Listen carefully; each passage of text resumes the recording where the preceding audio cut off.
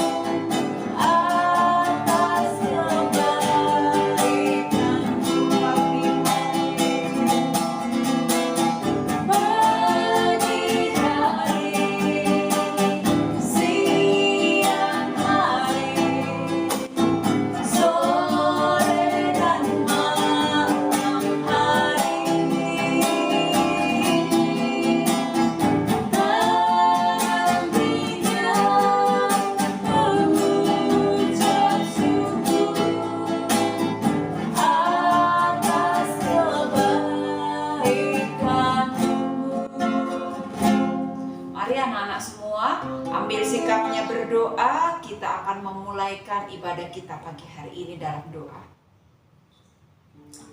Bapa kami dalam surga, dalam nama Tuhan Yesus, kami sungguh bersyukur pagi hari ini diberi kuat dan kesehatan oleh Tuhan, sehingga kami boleh bersama-sama beribadah, memuji, mempermuliakan Tuhan. Tuhan Yesus, pagi hari ini kami akan sama-sama boleh memuji, memuliakan Tuhan. Berkati anak-anak-Mu supaya pujian kami, ucapan syukur kami menyenangkan Tuhan. Kami akan memulaikan ibadah ini hanya di dalam nama Tuhan Yesus Kristus. Haleluya. Amin. Puji Tuhan. Haleluya. Kita akan memuji Tuhan, kita akan memuliakan Tuhan. Kingkong badannya besar. Haleluya. Kita memuji Tuhan ya. Haleluya.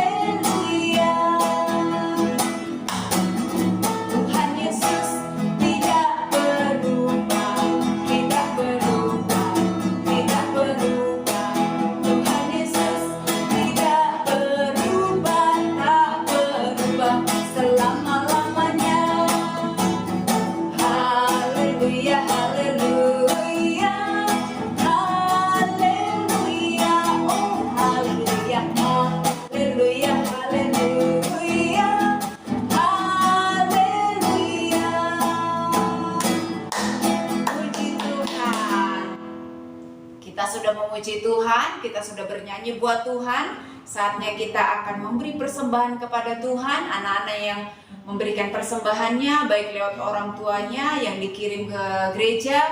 Tuhan Yesus memberkati. Kita berdoa dulu ya.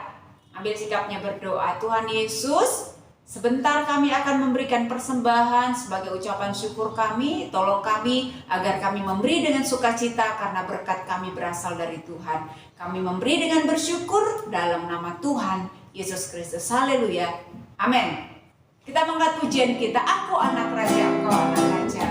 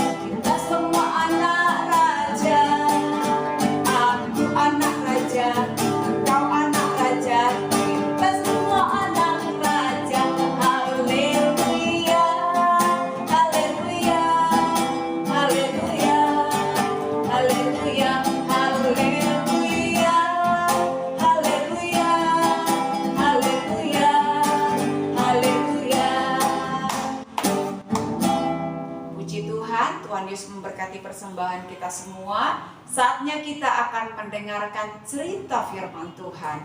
Mari Tuhan berfirman-Nya. Haleluya.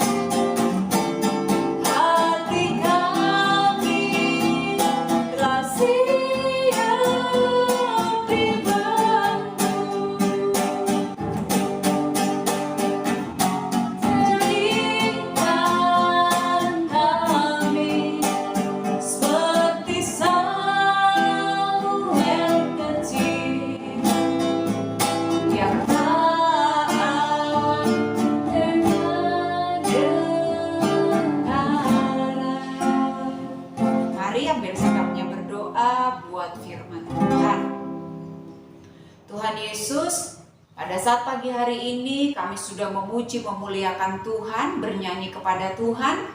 Saatnya kami akan mendengarkan cerita firman Tuhan dari Om dan Tante yang akan menyampaikannya buat kami. Tolong kami semua berkati anak-anakmu supaya kami sungguh-sungguh ketika kami mendengarkan cerita firman Tuhan. Biarlah firman-Mu menjadi berkat tertanam dalam hati dan hidup kami. Kami siap menerima firman Tuhan dengan bersyukur hanya di dalam nama Tuhan Yesus Kristus. Haleluya. Amin.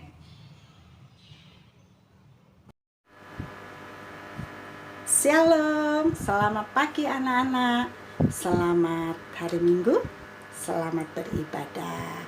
Nah, tadi kalian sudah memuji dan memuliakan nama Tuhan. Tiba saatnya kalian dan Tante Endang akan mendengarkan firman Tuhan ya. Firman Tuhan pagi hari ini Tante Endang ambil dari kitab Injil Lukas pasal 19 ayat 1 sampai 10. Nah, bagi yang bisa membacanya, Alkitabnya dibuka ya.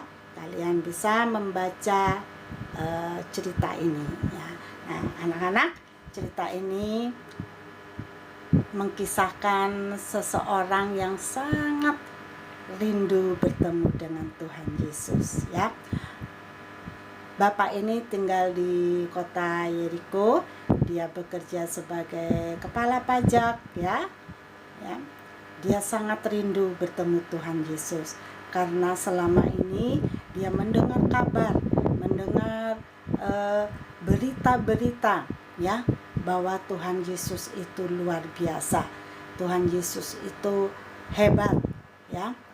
Tuhan Yesus bisa mengadakan segala macam mujizat ya. Orang sakit apapun disembuhkan ya. Bahkan orang yang kerasukan setan pun disembuhkan. Orang yang mati pun Tuhan sanggup membangkitkan. Nah, Bapak ini mendengar kabar itu. Makanya dia tidak menyia-nyiakan waktu ya. Karena pada kesempatan itu Tuhan Yesus hendak masuk ke kota Yeriko. Nah, Bapak ini cepat-cepat lari ya. Dia ingin sekali bertemu dengan Tuhan Yesus sebelum orang lain bertemu ya. Maksudnya dia supaya dia langsung ketemu ya, tanpa harus ada di sela-sela banyak orang ya. Bapak ini lari ya. Dia berpikir, wah, walaupun aku lari mendahului orang-orang, tetapi nyampe di sana pun pasti orang banyak sudah berkumpul. Percuma deh aku lari. Aku juga tidak akan bisa melihat Tuhan Yesus karena orang banyak ya. Kenapa anak-anak? Karena badannya Bapak ini pendek ya. Kemudian Bapak ini melihat ada pohon ara. Wah, itu ada pohon ara. Lebih baik aku naik ke atas pohon ara supaya aku bisa melihat lebih jelas. Hebat ya Bapak ini. Walaupun dia seorang yang kaya, walaupun dia seorang pejabat, dia tidak malu. Mungkin di situ banyak orang juga sudah ya yang menunggu kedatangan Tuhan ya.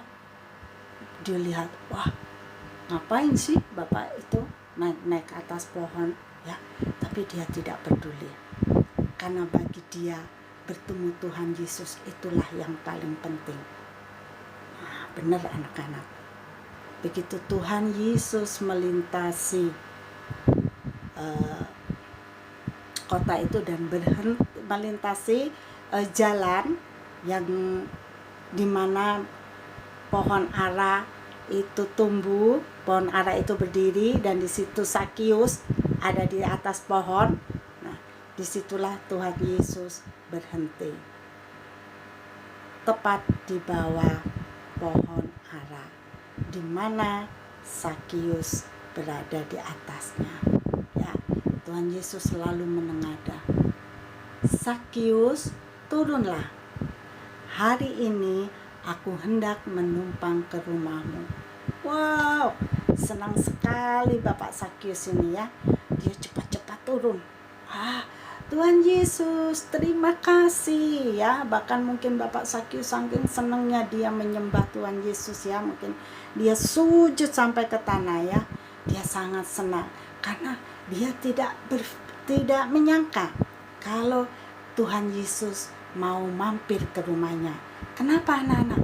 Karena Bapak Sakius ini merasa orang yang sangat berdosa ya.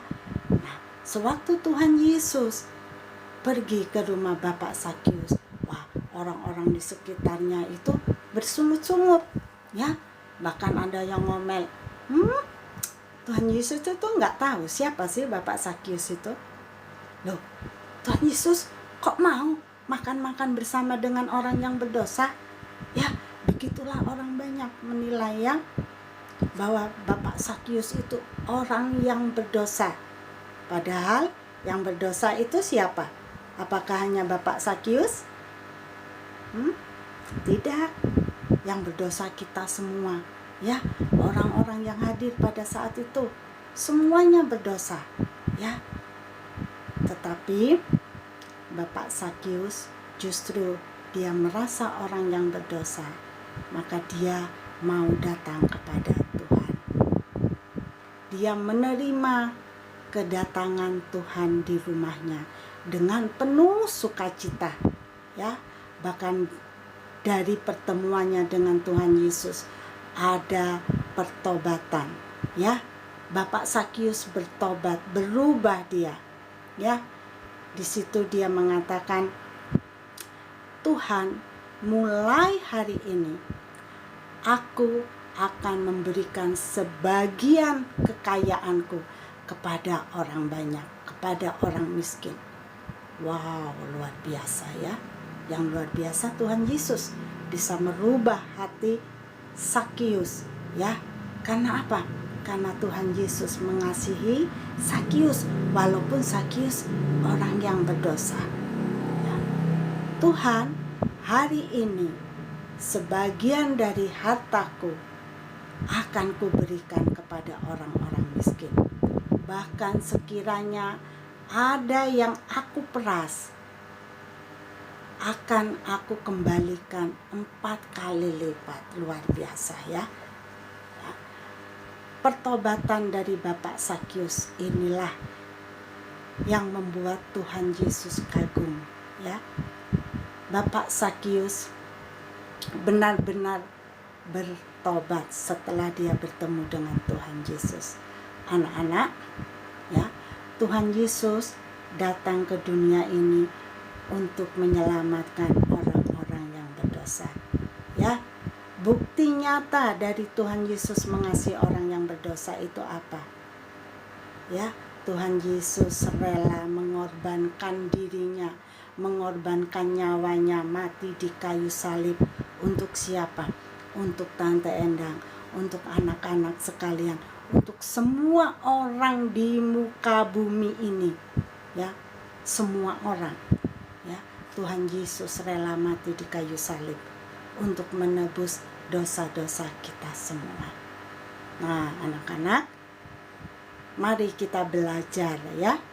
Belajar bagaimana cara mewujudkan rasa terima kasih kita, ya. Karena Tuhan sudah mengampuni dosa-dosa kita, ya. Anak-anak sebagai murid, kalian hendaknya belajar yang rajin, ya. Mentaati guru di sekolah. Sebagai anak-anak di rumah, taatilah kedua orang tua kalian, ya. Sebagai adik, sayangilah kakak. Sebagai kakak, sayangilah adik, ya. Itu juga adalah wujud dari pertobatan kita. Kita harus mengasihi sesama kita, ya. Seperti Bapak Sakius itu, setelah dia mendapatkan pengampunan, dia bertobat, maka dia membagikan berkatnya itu kepada orang-orang miskin, ya. Bahkan dia mau mengembalikan 4 kali lipat bagi orang-orang yang dahulu mungkin ada sesuatu yang menurut orang masyarakat di sekitar itu berlebihan, ya, diperas, ya. Nah, Bapak Sakius ini mau mengembalikan 4 kali lipat, ya. Anak-anak, firman Tuhan sampai di sini. Tante Endang berharap dari cerita ini kita belajar, baik anak-anak, Tante Endang, ya, kita mau mewujudkan pertobatan kita dengan apa?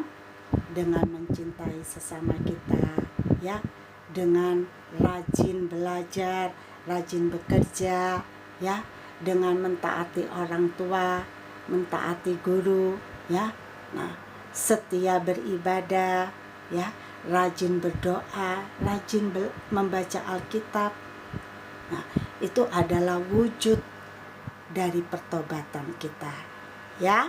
Anak-anak, Tante Endang sangat bersyukur kalau sampai saat ini kalian masih setia beribadah walaupun secara online. Ingat, ya, Tuhan Yesus sangat mengasihi kalian. Tuhan Yesus sangat mencintai kalian. Ya, karena itu hendaklah kalian mencintai Tuhan Yesus juga lebih dari segala-galanya. Ya. Nah, kita akan berdoa dahulu untuk menutup ibadah pagi hari ini. Ya. Oh ya, sebelumnya Tante Endang mau sampaikan ayat hafalannya terdapat di dalam Lukas 19 ayat 10 ya. Ayat hafalannya kalian hafalkan karena pendek sekali ya. Kalian bisa membacanya. Bagi yang belum bisa menghafal, enggak apa-apa dibaca ya, ataupun menirukan orang tua kalian yang membacakannya ya. Sebab Anak Manusia datang untuk mencari dan menyelamatkan yang hilang ya. Lukas 19 ayat 10.